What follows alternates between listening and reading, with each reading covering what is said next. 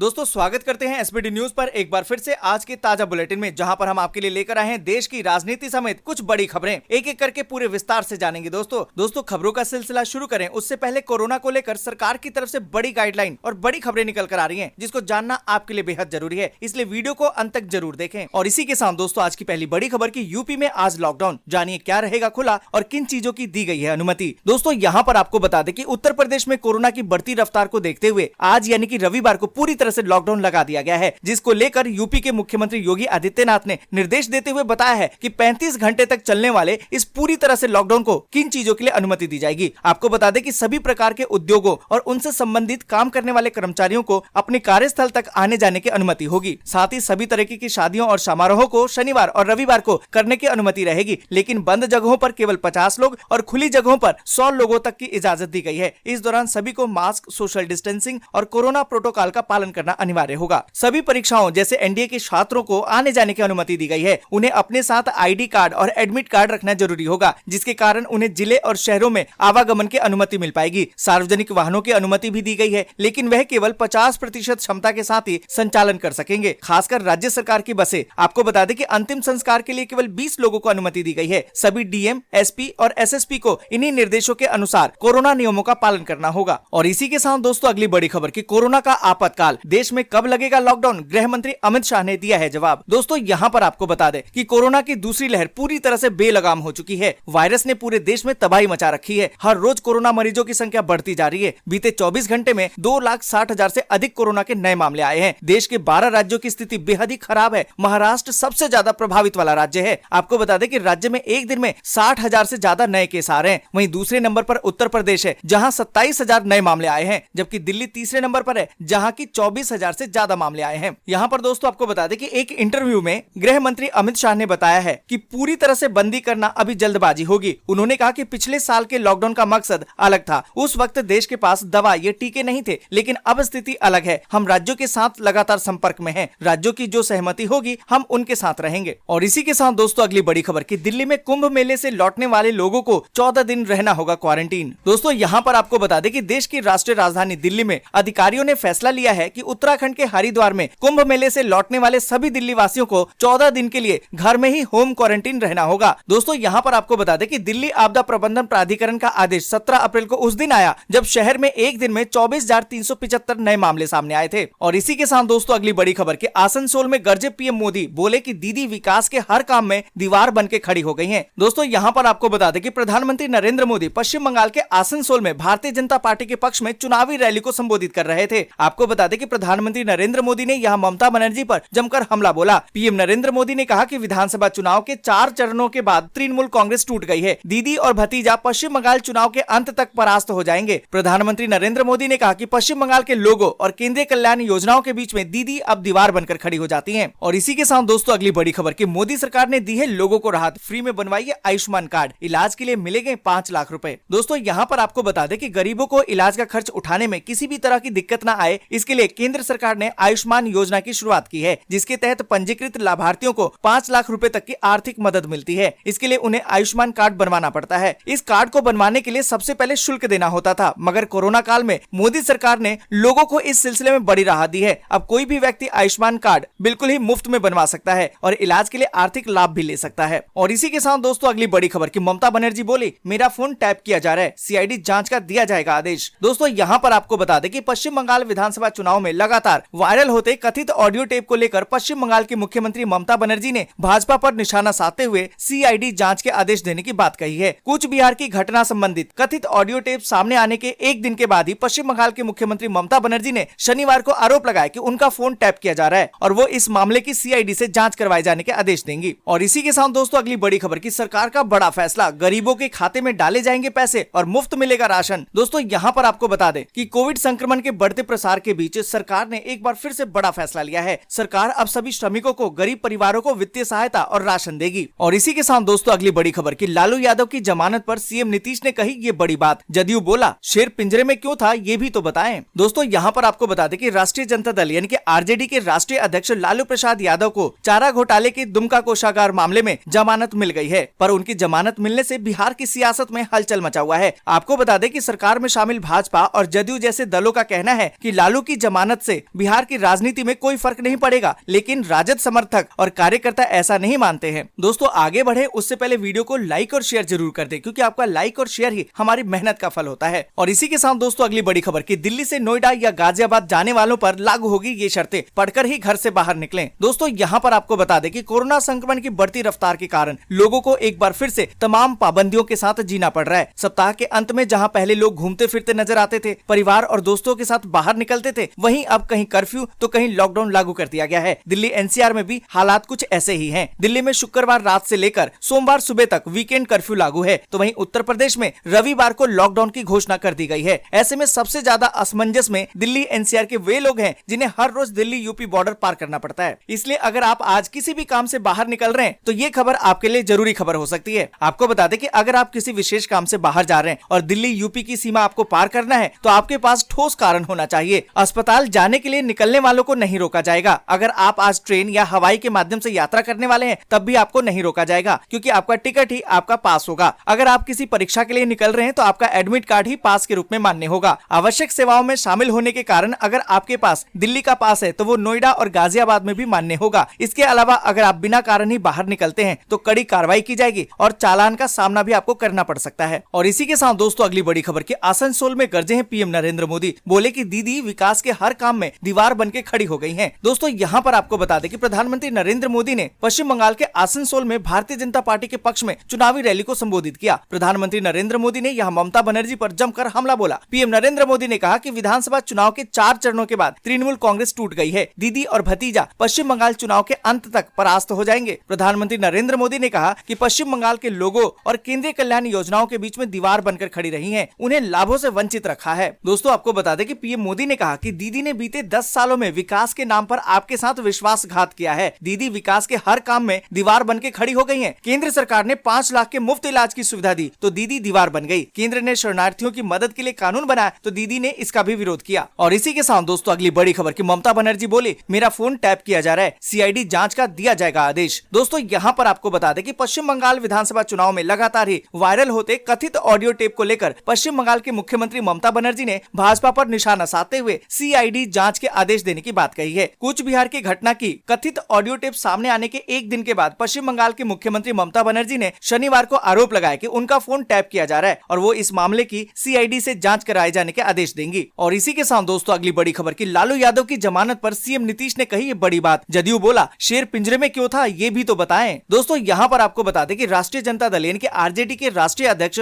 लालू प्रसाद यादव को चारा घोटाले के दुमका कोषागार मामले में जमानत मिल गई है, पर उनकी जमानत से बिहार की सियासत में हलचल मचा हुआ है। सरकार में शामिल भाजपा और जदयू जैसे दलों का कहना है कि लालू की जमानत से बिहार की राजनीति में कोई फर्क नहीं पड़ेगा, लेकिन राजद समर्थक और कार्यकर्ता ऐसा नहीं मानते हैं। बिहार के मुख्यमंत्री नीतीश कुमार से जब प्रतिक्रिया पूछी गई तो उन्होंने इस पर टिप्पणी से इनकार कर दिया। उन्होंने कहा कि मुझे क्या बोलना है, ये तो लालू प्रसाद यादव और न्यायालय के बीच का मामला है। और इसी के साथ दोस्तों अगली बड़ी खबर की पाबंदियों के बीच योगी सरकार का बड़ा फैसला, गरीबों के खाते में डाले जाएंगे पैसे और मुफ्त मिलेगा राशन। दोस्तों यहाँ पर आपको बता दें कि कोविड संक्रमण के बढ़ते प्रसार के बीच यूपी की योगी सरकार एक बार फिर से बड़ा फैसला कर रही है। आपको बता दें कि सरकार सभी श्रमिकों और गरीब परिवारों को वित्तीय सहायता और राशन भी देगी। यहाँ पर आपको बता दें कि शुक्रवार को उच्च स्तरीय बैठक में सीएम योगी ने कहा कि पिछले साल राज्य सरकार ने कोविड-19 की चुनौती का सामना किया था, जिसके साथ ही विभिन्न कार्यों को आगे भी बढ़ाया था। उत्तर प्रदेश ऐसा पहला राज्य था जिसने श्रमिकों को, स्ट्रीट वेंडरों को, रिक्शा चालकों को, कुलियों को, पल्लेदारों को, सबको भरण पोषण के लिए ऑनलाइन भत्ता दिया था। दोस्तों आज के लिए बस यहीं तक। वीडियो आपको अच्छी लगी हो तो लाइक और शेयर जरूर कर दें। अगर अभी तक आपने चैनल को सब्सक्राइब नहीं किया है तो सब्सक्राइब जरूर से कर लें।